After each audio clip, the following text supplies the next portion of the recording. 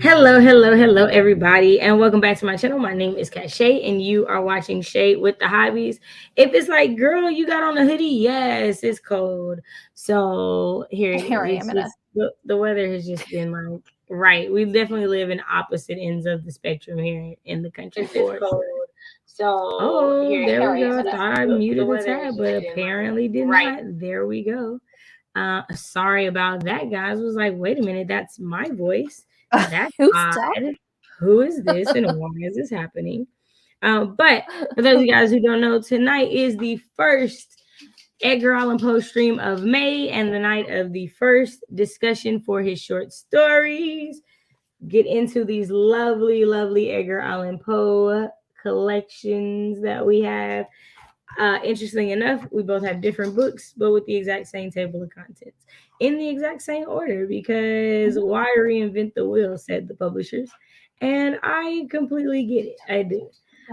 So before we continue, I will let my lovely, amazing, beautiful co-host introduce herself. Hi, everybody. My name is Nicole. My channel name is Who Picked This Book. And over there, you can hear me talk about all things romance. If it has a happily ever after or happy for now, I'm reading it. And other than that, nothing really else going on. Nicole was certainly dropping Rex in the stream this morning. And while she says she has nothing else going on, Nicole has written a whole book and is about to go into revising and send it to an editor. So your girl be doing stuff. I don't know why she acts like she don't. I really just don't understand it. But it's okay. You know, I am here to remind her that she is in fact doing many things and doing them well. We got Vina in here first. Hello, it's so good to see you. Hope you are having a great Tuesday evening. Vina says, now that I realize I have Edgar Allan Poe Complete Tales and Poems, I downloaded it for free years ago. I can actually check out some of your faves. Nice. Alicia's here. Lovely. Hello. Thank you so much for being here. I hope you are having a great Tuesday. And for those of you guys who might just be catching this and don't know who I am, I'm Cache. My channel is Share with the Hobbies. I write short stories, poetry, and the occasional blog post. And low key, I just fell back on my old intro. My new intro is I be reading, I be writing, I be creating. And if that's something you'd be interested in, make sure you stop by my channel, which you're here right now. So you should probably just hit that subscribe button. But before we continue, let me remind you that I, like everything on my channel, is black with the big B. So you are forewarned. See, the way those old habits die hard. Venus said, also I thought I only read The Raven, but I read The Fall of the House of Usher and The Purloined Letter. Nice. Those two are later in the read for us. I feel like they're like probably like the third or fourth section, I feel like. I think so. Because I felt like it wasn't until like the third week that I even recognized some of the story names. Like I was like, I never heard of these. So Yeah, this first section, never heard of any of these. I had never heard of anyone in the first section. So I'll let you guys know what the first section of stories were verbally. Metzengerstein, Titan, we're not gonna do this. The Duke de la Omelette is what I got from it. I don't know if that's how you say it, but that's what I got. A Tale of Jerusalem, Loss of Breath, Bon, Four Beasts in One, The Homo Camel Leopard. I have so many questions. MS found in a bottle, the assignation. Is that the word? Assignation? Assassination? Assassination, yeah. Assassination. And the unparalleled adventure of one Hans Pfaall. I don't know how you would say that. Yeah, that's how the narrator said it. Okay. So yeah, that's what I'm going with too. I'll let you start us off while I go handle this dog. Give me a second. Handle. You know, the children love to push the buttons. But yeah, actually, because when we were going through all of the poems and stuff, it didn't look like we were making that much of a dent in this massive tome. But now that we've read through the first 9 short stories, we've got through 216 pages for this huge bind up. So it actually looks like we're doing something. So that's nice. And so yeah, we read through those first 9. Look how far we are. Right. I definitely agree with you. When I looked at where we were with just the poems, I was like, we only read We like only read 100 pages all month. yeah, All month, all 100 month. pages? You gotta be kidding me, because it definitely felt like more than that. Yeah, and with the short stories, just the first 9 we read 100 pages. So Right. We read 100 pages in 1 week compared to 100 pages in a whole in a month month. the month before. Crazy. Yeah. Crazy. So the first one was a doozy. Metzengerstein. Yes, that honestly, a lot of these things, like when I looked them up afterward, it said that they were like a parody or a comedy or a dark comedy kind of thing. So I was Mhm. actually pretty surprised at that, just because a lot of these short stories go over the themes of death. And the first one, it's no exception. This first one here, it's about 2 dueling families, and the head of one of the families dies, blames the other one, but the other one takes on this horse. Like, it's like, I'm gonna take this horse in.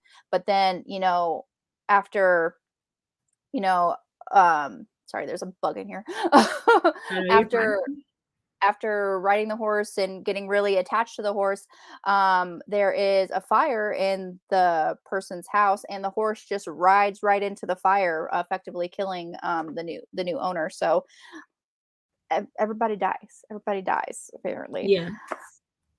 But yeah, the a lot of these have to do with death of some kind. So, which is just keeping on par with what we know about Edgar Allan Poe. The longest one was the Unparalleled Adventure of One Hans Pfaall. That, if Uh-huh. you were listening to the audiobook, it ran for 2 hours. So I don't Wow. know what that equates to, like, pages. But so yeah, that was the longest one. Yeah, let's see. Pages wise. It ended up being 17 and 24. So like 51 pages. Okay. Yeah, it's 51, 41, one of those two. Mhm. Yeah, 41 maybe. Yeah, that's a lot. Yeah, because it started on Yeah. page 176 and then the next set started on 217. So Mhm. Yep. so about that. So about 40 pages.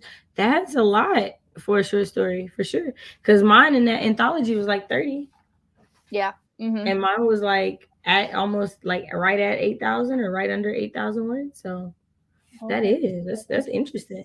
Okay, so truth be told, y'all, today kind of rocked me, and I was gonna like read all of them today, but I didn't get through all of them. So I read 2.5, and of the 2 I read, let me just say I don't understand why we didn't get translations, because apparently this man is obsessed with French. French. And I was like what I got of the story was very funny.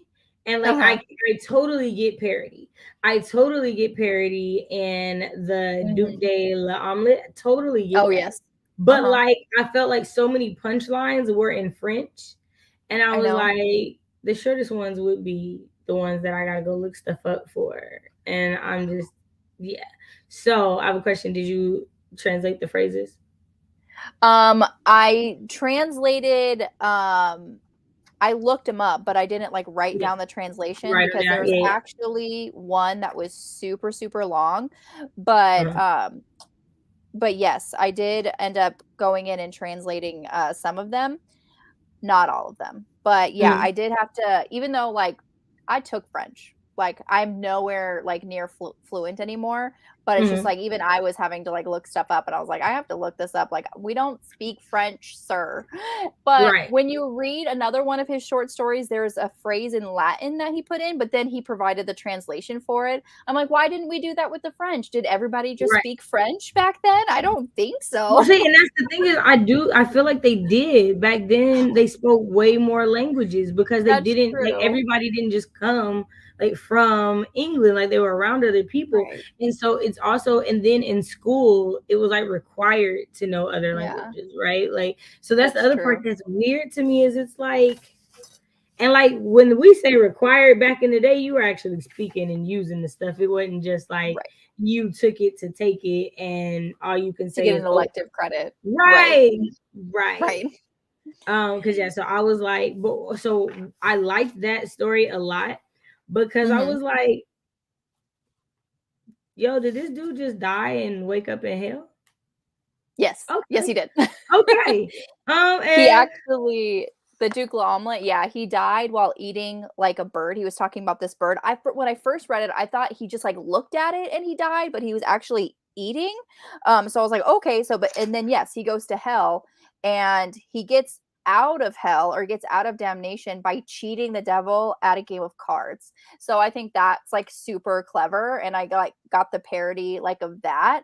And the last line of that, and that's kind of like the punchline, like you were saying, the punchline is in a different language. So it's like, right. okay, like it would be really funny if I understood what that meant. So let me go back to okay. Um See, because I feel like the reason that I didn't know that they were playing cards is because I feel like that part was in French. yeah. Because I So was like, what are y'all doing? I feel like y'all, something has happened and you low key like finagled your way out of this. You used some finesse and got yourself out of the situation. I totally get that. I'm not entirely sure how.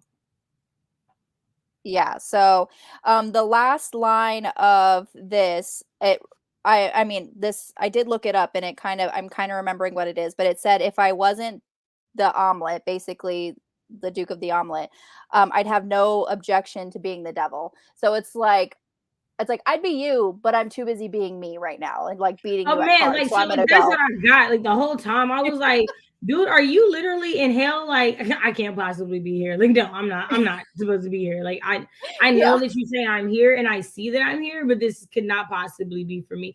And I was just like, when he okay, this is the line that got me. He said, to Hmm. say nothing of the taking my hair out of paper, not to mention the trouble I should have in drawing off my gloves.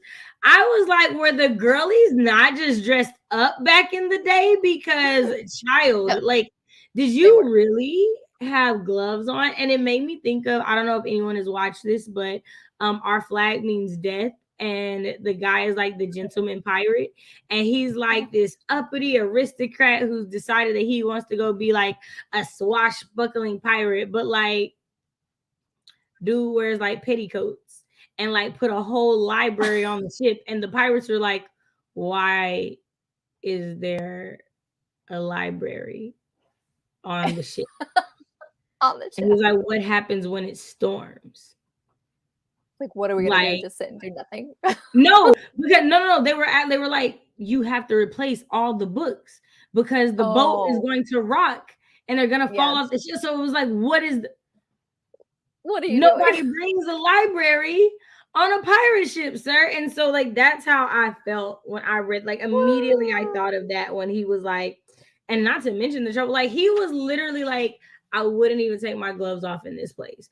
I was floored. I was like, okay.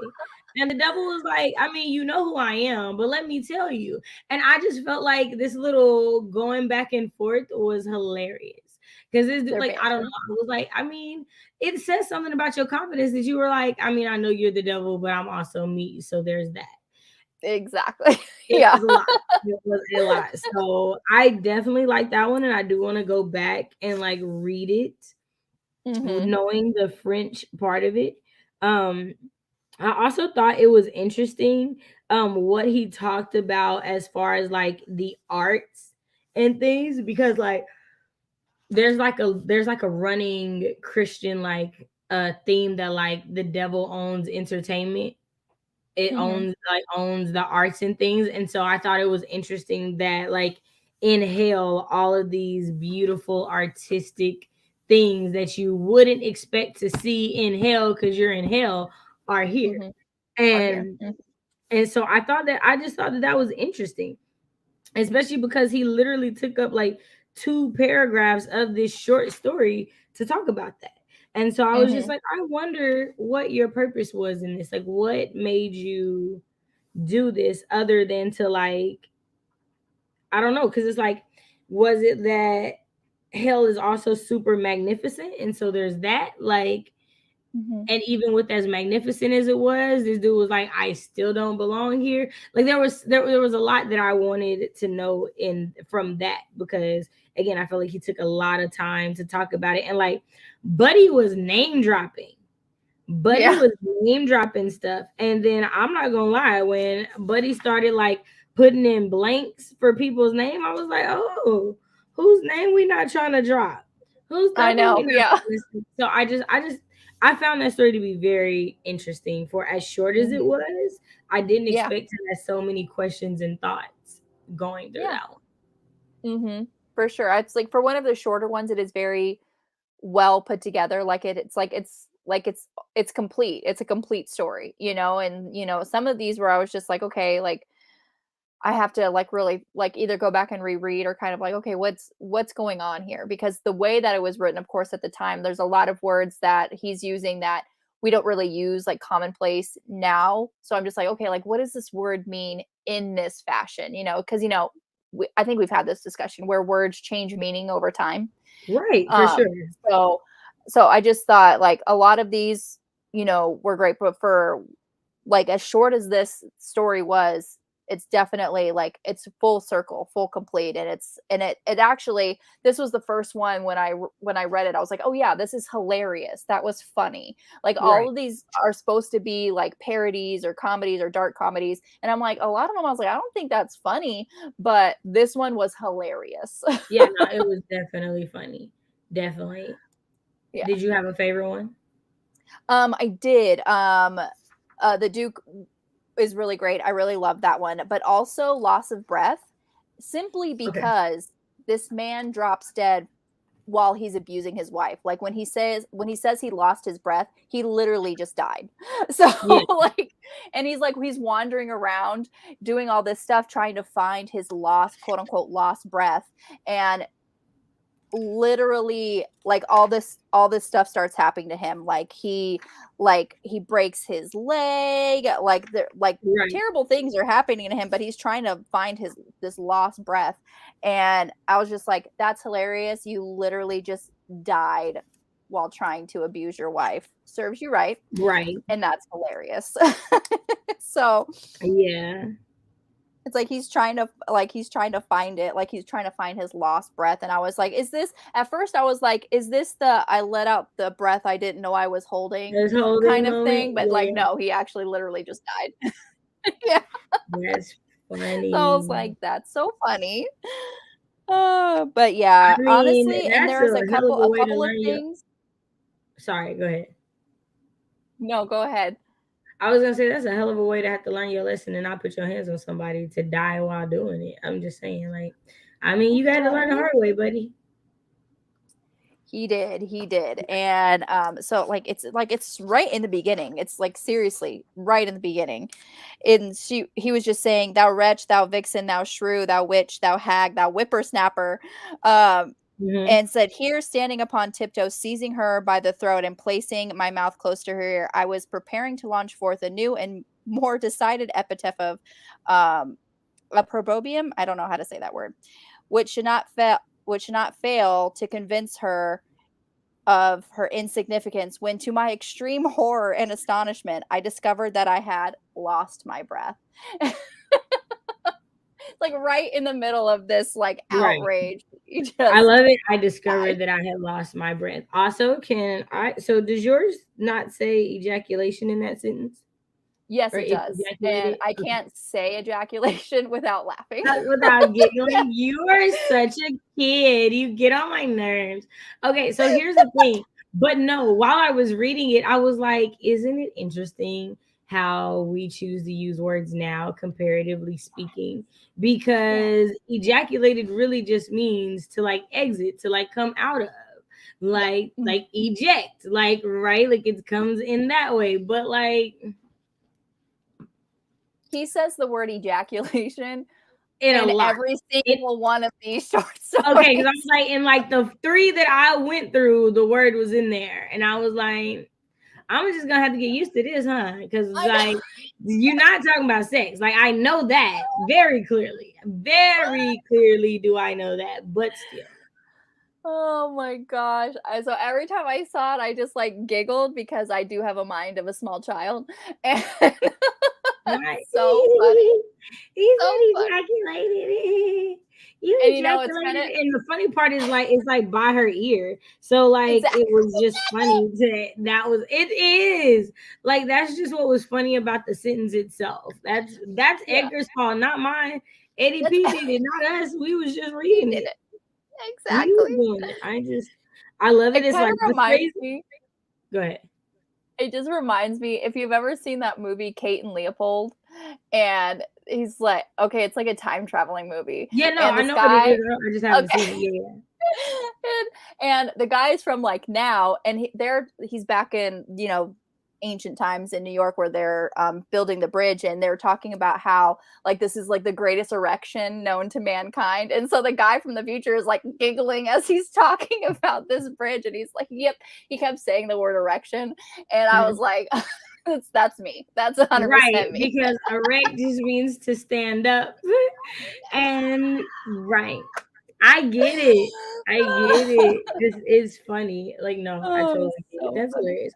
I like that he says the phrases I am out of breath or I have lost my breath, etc., are often enough repeated in common conversations, but it had never occurred to me that the terrible accident of which I speak could bona fide and actually happen. Imagine that is if you have a fanciful turn. Imagine, I say, my wonder, my consternation, my despair. Boy, Yeah. your despair that while you was getting ready to try to knock fire from somebody, God was like, bloop. Yeah, exactly. The way he said, He I said no. discovered I lost my breath. I love it. Um, So that one was Alicia, super funny too. right, it was. Alicia said, with the first couple of short stories, I was like, sir, I don't speak French. That part. What would be the equivalent of that time period where the saying is the smile didn't reach their eyes? Huh. I don't know.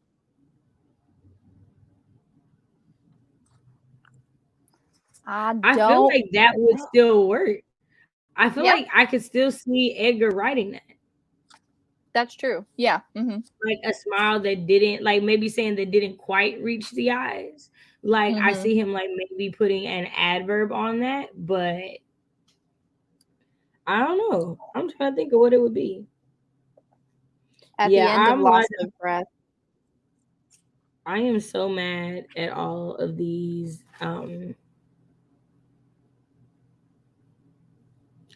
Why wait, now that you called her the eyes of Mrs. Lack of Breath, you're childish. That was His funny. I'm just like that's his name though. His last name is Lack of Breath. that you're childish, Eddie. You're childish. You were having fun. Okay, so another one that I like, the other one that I like the other short story because okay, so y'all know me when I was live the other day talking about aliens and whatnot and the conversation about like what God is and like our understanding of God is still very limited because we don't know it, right? And so I Mhm. thought that it was interesting because literally that's low-key what happened in the story was Mhm. that you made people into believers solely because they just could not see what was there was just a limit to what they knew, and so when there's a limit to what you know, you put as much as you can understand on it. And I just thought this was an interesting way to like illustrate that. I thought it was Mhm. also an interesting way to sit to showcase in a different light because I feel like there's two sides to this coin. The Mhm. way in which the believers in this one, or like what would be considered the church, kind of Mhm. bamboozled non-believers. Yeah. Mhm. Like Yep. because they knew that they were down there and they knew like that would happen. And so it was just an interesting story to put together and not one I ever would have thought of. Right. But Mhm. as Yeah. like, because again, from both sides of the story, you could be the non believers who are just standing there existing and now food comes out of the sky for them with nothing Mhm. that they had to do but just accept it. Right, or you're Right. on the side of they don't believe what we believe, so let's do something and give them a reason to believe that might not entirely be true. I'm just saying, I feel like the more we read, the more I realize like I mean, this man deserves to be part of the classics. Yeah. Because he definitely was taking like a different approach to things and looking at things with a different eye. And I don't know if you saw that in that story too, because I don't know if I'm like reading too deep into it or anything, but like that's kind of what I got with the way that it ended. Yeah, absolutely. Yep. That was Alicia saying she liked Bon Bon. Yeah, hello Marty, it's so good to see you. Bonbon. Ooh, okay. What did you like about it, Alicia? What did you like? If you don't mind telling us. That for that story, it was originally titled "The Bargain Lost," and it's another comedy, but and also I did notice like reading this one and then reading the other one, the Duke de L'Omelette. This was the two that had the devil being a big character, like one of the main characters in the story, and the narrator that I had, because I got my audiobook off of Libra FM, the narrator made the voice of the devil so creepy that I was like, this is supposed to be a comedy, but I'm terrified. Like that's scary. Oh wow. So I don't know if anybody who out. has do The Exorcist by William Peter Blatty, for the anniversary of it, he actually narrated his own book. So the author narrated The Exorcist, and he did a really amazing job of making, possessed Reagan voice very creepy and very demonic. And so I felt like this narrator kind of like reminded me of that a little bit. Not the same narrator, obviously, but I was just like, this is kind of creepy. It was giving me like spooky vibes instead of like it's supposed to be a comedy. So, but yeah, that's what a little tidbit of what was going through my mind. But also, when in the stories, when they're talking to the devil, he refers to the devil as Your Majesty. And I just think that's very interesting. See, so I wasn't sure if in the first one, I wasn't sure if the Majesty was the Duke, because I felt like he said Majesty before he went to hell, and so that's what made me not sure. But it definitely could be, because he didn't really use like conversation tags, so I can definitely see that it could be either one of those, which again would be interesting. But like, is it because you see him as the king of hell? Because I mean that makes sense, right? So like, that makes sense. Yeah. You telling the devil put some, that makes sense. Respect on the devil's name, I guess. Also, I had no idea The Exorcist was a book. I thought it was just a movie. I had no idea. Yeah. Alicia said, I don't know. I just like the devil as a character. The voice is the best part. I listen to the same audiobook. Nice. The Exorcist still scares the crap out of me to this day. I can't. Yeah, I haven't seen it, but I feel like I've only really seen a couple Exorcist movies, and the last one I saw was The Exorcism of Emily Rose, and that one messed me up, because that one was like, oh, this feels way too real compared to the other ones. Like this looked, and it didn't help that it was like the chick from White Chicks either. The one who was like, throw Shamu back into the ocean. Here comes back Fat Betty. Like that scene is hilarious. Hilarious. So but like she goes from doing that to going exorcism to that, and I was like, ooh, honey, that's a jump. Like, I just want to show my range. I just want to show my range. Man, I mean, girl, that's some range for your tail. Like, what? Oh my goodness. Okay, so question number 2. I totally thought of these on the fly. What was something that stuck out to you in any of the stories? And we kind of talked about this a little bit. For me, it was the French. French stuck out a lot. Because even when I was like flipping through it, I was like, yo, boy, I feel like this is your second language or something. And I just feel like could be. Like I'm deprived because I'm missing stuff. I also thought, and we talked about this so much, how many religious characters or things or statements are put onto his stories are very interesting, especially because like it doesn't necessarily say in the Wikipedia stuff that he was just like even a big believer like of any religion or anything. So it's just interesting that like that is there. And so I wonder if that's like a pervasiveness of religion at the start of the formation of this country. You know what I mean? Like if that was Yeah. why that was such a big deal. And like, and he believes in the devil in a very Protestant type of way, because you know what I mean? Mhm. Like this is like a being who talks and walks and maneuvers, and there are Yes. people who like don't believe that in any context. So I just thought it was Right. that those are two things that really stuck out to me in the stories and even in the skimming that I did. Mhm. For sure. I totally agree with you. Like I got that religious, subtext, and of course, with death being a theme that hasn't changed at all from the ending of the poems that we were doing Right. into the beginning of the short stories. Death is a major theme in literally all of these. Um so and yeah, the French, any kind of, it's like, I mean, I wouldn't expect Edgar to put in a translation, but I would expect I the expected editor the editors. of this book, of the compilation of this bind up, to put like, because they have footnotes but not a lot, like a little Right, for asterisk and like everything that's down in here. there. If you were gonna make it this thick, you should have just done everything. Right, exactly. It's like you could have, like, the editor of this bind up could have definitely put in some Right. translations to help And ease the especially as way. many editions as you have now, like you totally could have done Uh-huh. that. Yeah, Like absolutely. it bothers me for sure. Cause I was like, yo, like I don't like feeling like I missed out on a big chunk of the story. And for a lot of Yeah, these, like it seems like even though they're not long lines, they're important lines because they're strategically placed like in the right. stories. So that's the Exactly. other part. Yeah, yeah. Mhm. Yeah, Um, especially his missing out and understanding of the story as because it's being told in a different language. Yeah, for sure. Mhm.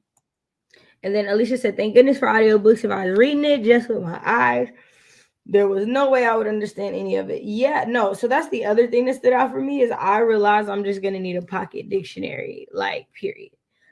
So many words that I've never seen or never heard, or words being used in ways I've never seen them used. And I'm like, wait, Yes. so did this have a like maybe what we would consider now archaic, like now? Because I know that you can look stuff up in the dictionary and it'll say like archaic and it'll have like a Mhm. name, a word, and it will. The part that gets me every time is the original word makes so much more sense Yeah, than the absolutely. opposite than the word we use now, like nonplussed. The original Nonplussed. meaning makes so much more sense to like y'all using it to mean plussed. It's not the same. Yeah. It's not the same. It's like it's literally means the opposite of Or what it the is. Like, opposite of plus, and you're gonna make it mean plus. Like, how does that? We negated it, and you was like, nah. It makes no sense. think it I think it was like, I think you guys like looked that up and it was just because it was used wrong so much, it just So much. changed. Like they It just was one of changed it. I those was like, right.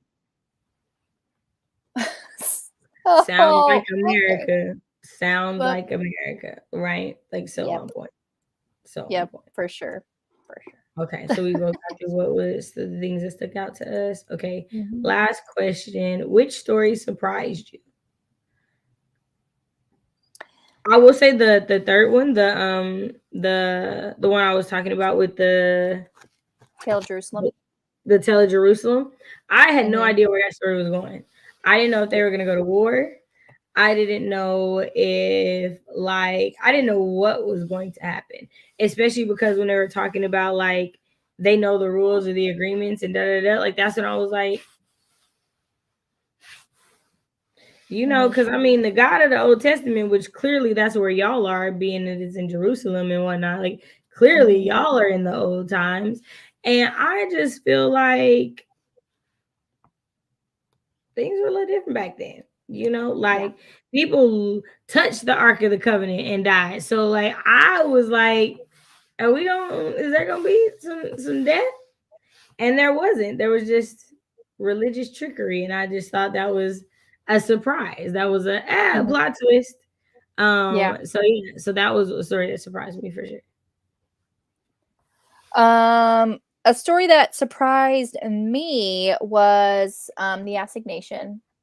Okay. And it's just because when you first read it, it's kind of like, and a lot of people, like when I looked it up, a lot of people thought this of the book, but it's basically, a lot of people thought this was just like like a tragedy, like a romance tragedy, where the two characters make like a suicide pact and follow through. So what happens in the story is that there's the narrator and a gondolier. So they're traveling, and it's like a nice quiet night. They're just going down the river there, and they hear this shriek, and so they find out that a woman's baby had fallen in to the water, and the husband didn't really seem to care all that much. Like, he's just playing his little guitar, not caring that that a baby just fell in, like his.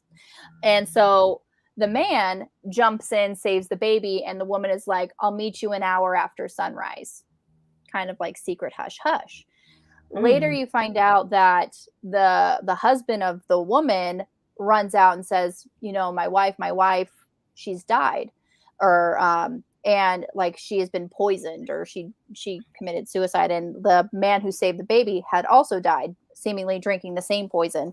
And so like that's why people are thinking like, oh, it's like they're lovers, like they can't be together because she's with this terrible man, blah blah blah. And I actually looked up, and this short story is actually considered to be the first true murder mystery. So it's not a suicide pact at all. Like, those people were actually murdered. Yeah, and when you so were telling I the was story, like, it was the husband murdered him. When you said it, and I didn't read it, I was like, oh, the husband killed him. The husband did it. And I was like, oh yeah, absolutely. I can totally see this as a murder mystery. And it's like, this is like just new information that's coming out, that it wasn't like, it was like 170 years or 100 however many years that before it was recognized as one of the first true murder mysteries, because everyone thought it was just like this romantic tragedy where the lovers just committed this suicide pact. And I'm like, that doesn't make sense though, because a suicide pact with somebody you just met. That don't even sound like it made sense. Low key, I thought he was gonna kill them both because when the man jumped in to save the baby, he thought, oh, he must think this baby his. That's what went through my head. He was like, oh, so you out here saving babies? That ain't yours. Yeah. Okay. And then also, like, it kind of makes more sense because he wasn't too worried, and he didn't really care that much when the baby first fell into the water anyway. And I was like, that's suspicious. Right. So not that suspicious. It's very suspicious. It's like, why don't you care that the baby, and it's like, because the way that it was written in the story too, it kept saying the mother and her husband. So it's not saying the mother and the father. It just said the mother and her husband. So I was like, okay, so do we just assume and we just know that this baby is not his? So he doesn't That's care. what I was getting from the way you told the story. I was like, that's not his baby. And he like, oh, you were sleeping with the gondolier? Okay, girl, I got you.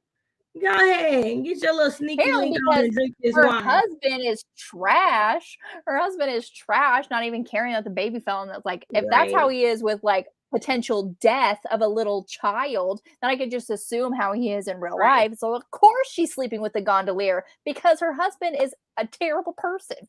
I mean, I guess, but I mean, I always say don't cheat on people, just leave. Because I mean, now you dead. So like, that's what I'm saying. Just leave, because you don't ever know what somebody gonna do. You don't ever know how much somebody loves you, is all I'm saying. You may think they don't love you. You don't really know what people do when they stay in love. Because boy, let me tell you, people do some crazy things when they think they in love. Like, and what's one of the motivators of murder? Love. Right. Like more murders happen over love than more than anything else. Yep. Like a love of somebody that you killed, a love of somebody that you hurt, a love of somebody that you stoned. Like, yep. Another one of the stories that I was surprised by was the last story, The Unparalleled Adventure of One Hans Pfaall, and strictly because of the sci-fi aspect, because I didn't expect that from Edgar Allan Poe. I was thinking more gothic, things like horror, not necessarily sci-fi. Right. So in this one, Hans Pfaall, he's attempting to travel to the moon via what looked like a hot air balloon with like this enclosed space, so he could breathe. And it didn't take very long; it took 17 days for him to go up there and up to the moon. So super interesting. Did not expect that at all. It's actually, I said, aren't we optimistic? 17 days and a hot air balloon. I know. I was like, 17 days. I actually wanted, because when I was researching this one, it actually said that it was kind of one of the starting sci-fis, you know, it's like kind of what, you know, started the genre. And I always, you know, I was always read and I always assumed that Mary Shelley's Frankenstein was the start of the sci-fi genre, you know. So I was just going to look up really quick of like when this was written, published versus when Mary Shelley's Frankenstein was published, just to see, just in my curiosity. Right. Okay, Frankenstein. Here we go. Mary Shelley, originally published in 1818. Okay, so that was published before this one, but still, it's like one of the kind of like one of the starting. Right. In the very beginning, right. From the very beginning, yeah. Okay, I think I still have this one up. Okay. And the Unparalleled Adventure of One Hans Pfaall was originally published in June of 1835. So, like 17 not years too before, much. 27 years before, or 17 years before. Yeah. And so this story is regarded as one of the early examples of the modern science fiction genre. The story traces the journey of a voyage to the moon. So that's I didn't expect that from Edgar Allan Poe, like at all. Like, even though, like, yes, he talks about, you know, death and kind of almost this. I mean, there was a whole man who was dead walking around trying to find his lost breath. But for me, that's kind of like maybe almost like a fantasy or like paranormal, not necessarily sci-fi, like having to do with space, like, you know, like travel to the moon. I mean, that's kind of amazing. But yeah, I just thought that was very interesting and didn't expect that at all from. Interesting enough, I just found out that like sci-fi includes like horror and supernatural and things like that, which I didn't know. I only learned that because of the Fire magazine has the craft grants, and like horror falls under the sci-fi, like Inspect Fic follows under that, like all of those file under sci-fi. Because I'm applying for a grant, and I was like, oh wait, this work. Penelope's Curve is horror. Let's go ahead and throw that in. Yes. So that's how I found out, and I was like, wait, I didn't realize. But it makes sense because in all of these things, you're still for the most part, you're dealing with things that are not normally physically possible.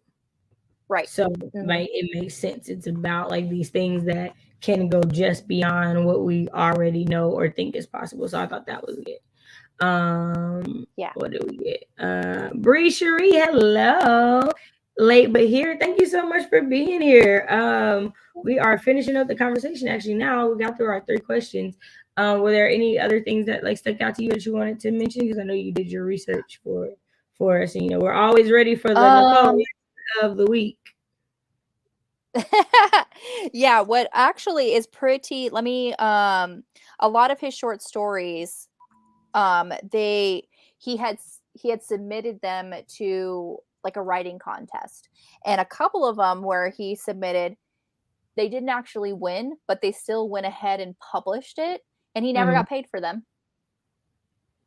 Interesting. And I'm like, rude. Right. Rude. But I think one of them that we read this week was what he was never paid for. Okay, it was Bonbon. It was Bonbon, actually. He submitted for a writing thing, and he didn't win, but they published it anyways, and he was never paid for it. So that was Bonbon, a writing contest. So I was like, rude. Right. Actually, the one for MS, which is manuscript found in a bottle. This was one that he submitted to a writing contest as well, but this one he actually did win. He won $100. Oh, nice. Which back then is a lot of money. A lot of money. Yeah. Won $100 for that. That was first prize, $100, and then it kind of trickled down from that. So I thought that was really interesting. That is a lot for sure. I like that. Mm-hmm.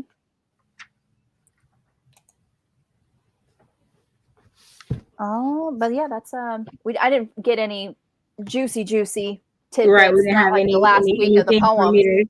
Commentary on, because I was live this weekend and I was talking about it, and I was like, ADP and Grizzy, Let me tell y'all about Eddie P and Grizzy. Don't be a footnote in somebody's life. Don't do that. It's a Don't do rivalry to last that. Right? a lifetime. And Right. after, I know that the last week of the last poems live stream was like there was a lot of scandal for that one. That part, that was crazy.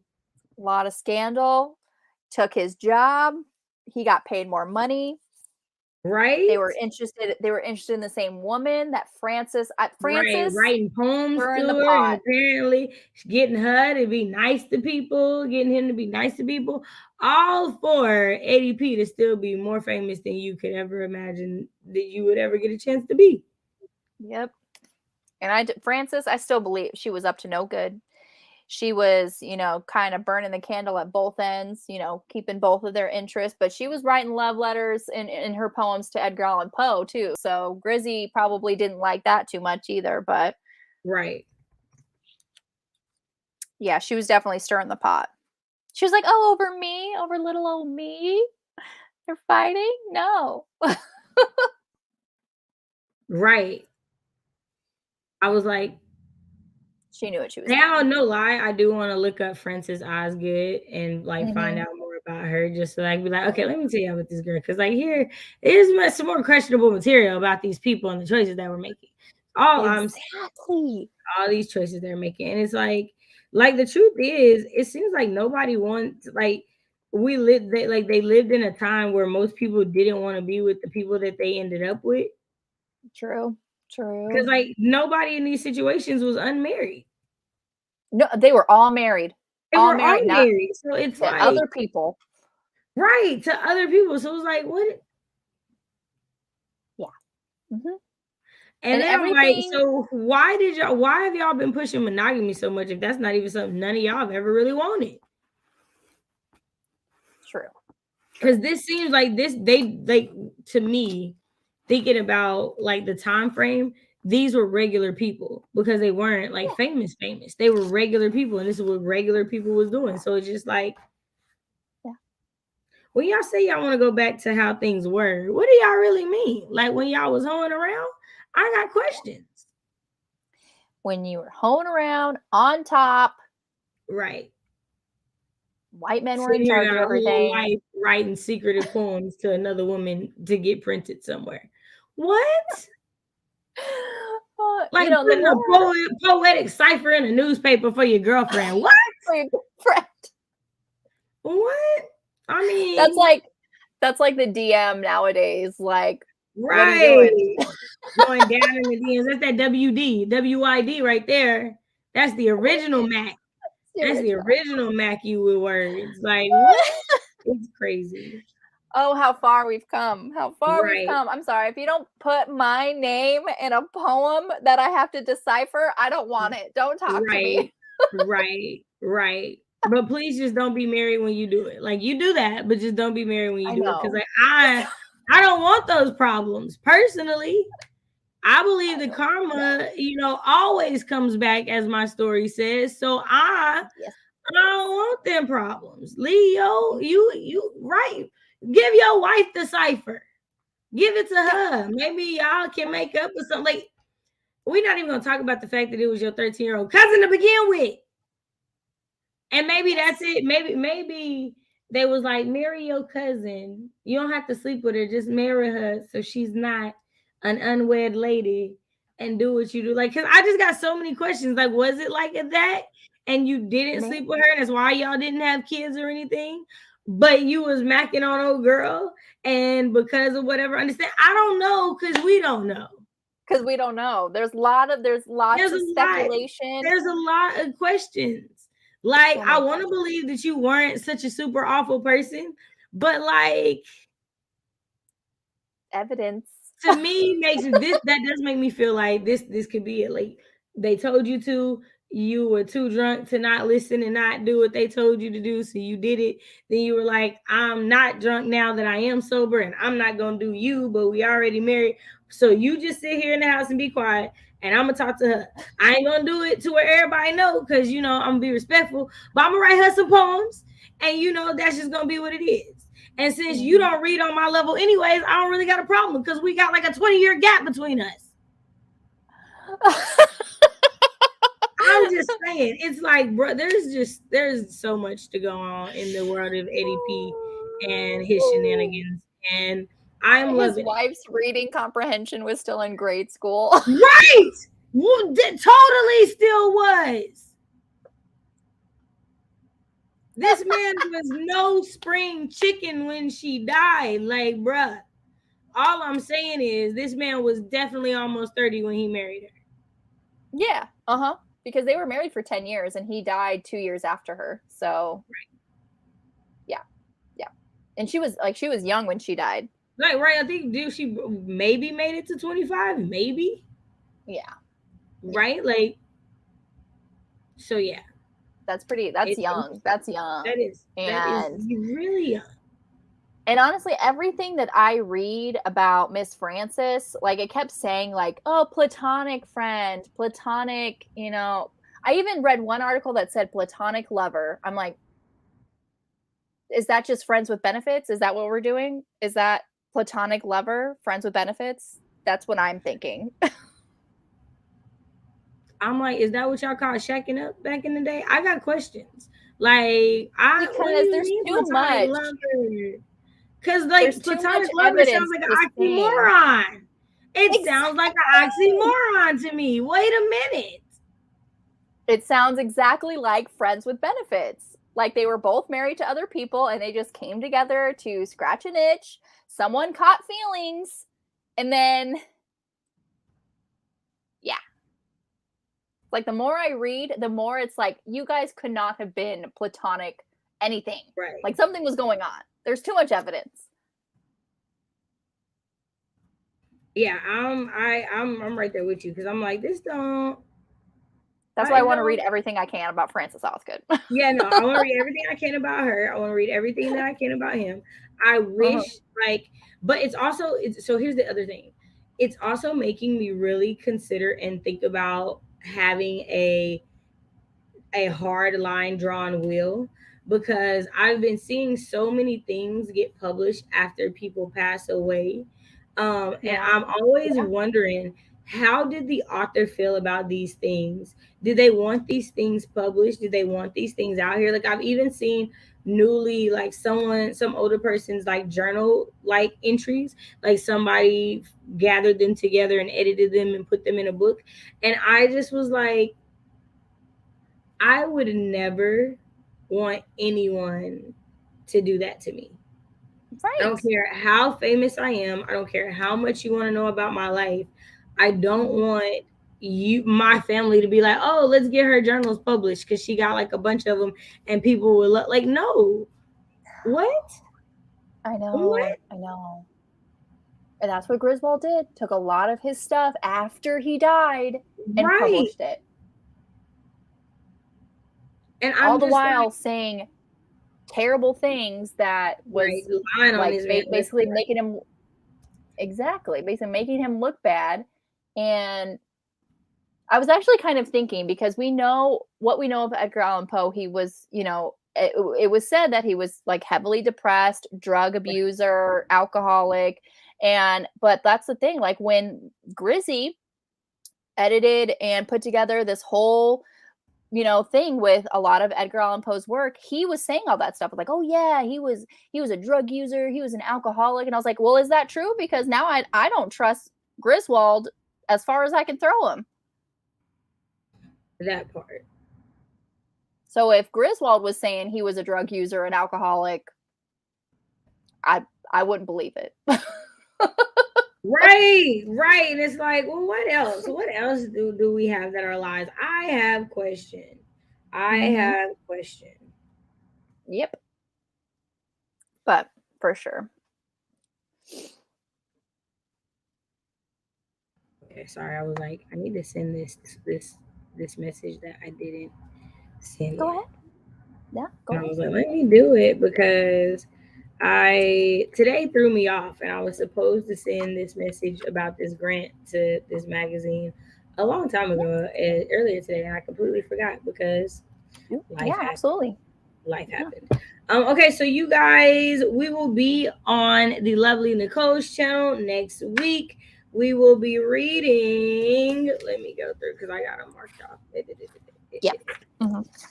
We will be reading Lionizing, Shadow a Parable, Silence a Fable, Berenice, Morella, King Pest, Mystification, Lygia, I feel like, and How to Write a Blackwood article. And How to Write a Blackwood article also like plays off of, I think it's Loss of Breath, because it's like maybe in or around or out of, is neither in nor out of Blackwood. And also Blackwood is Okay. the one, if you look in the description box, there is an article about when it's talking about racism in classics. So this is the one that's the one we'll be talking about before we actually have that conversation. Also, I don't think we officially said anything yet, but that conversation will happen a little bit later that day because of the Crime Readers of Color Book Club meeting. FYI. Did you have any announcements or anything you wanted to let the people know about, Lovely, this week? This week, we are discussing for the Uncle Rick Readalong, which I host with Bree over at the Politian. We're discussing Tristan Strong Punches a Hole in the Sky. My book club meets every other Wednesday, so next Wednesday we're having a meeting. And I believe this month is where we also do a late night special where we talk about kind of more erotic books. Saturday, hold on. Now I'm thinking about it. I was like, I'm going to get it wrong. No worries. May 21st, Saturday, May 21st, we are talking about Dick Fight Island 2, which is manga. It's a manga. Okay. Well, y'all know it's Nicole, so are we surprised? Not at all. Not at all. Like, there are assumptions about me, and they are true. I haven't read it yet, but I want to read it. And I thought I forgot y'all were reading it in May. And I'm like, dang, I'm already behind. Y'all are discussing it this week. Already behind. I forgot to until like last week. I forgot about it. And I'm like, dang. Yeah. Because for some reason I thought we were reading it in July, but that was actually like, I think the second book in the series. I'm like, oh, we need to read the first book, and that was it. That's in May. That part. No, that makes sense. I just thought y'all were gonna be discussing it later. So yes.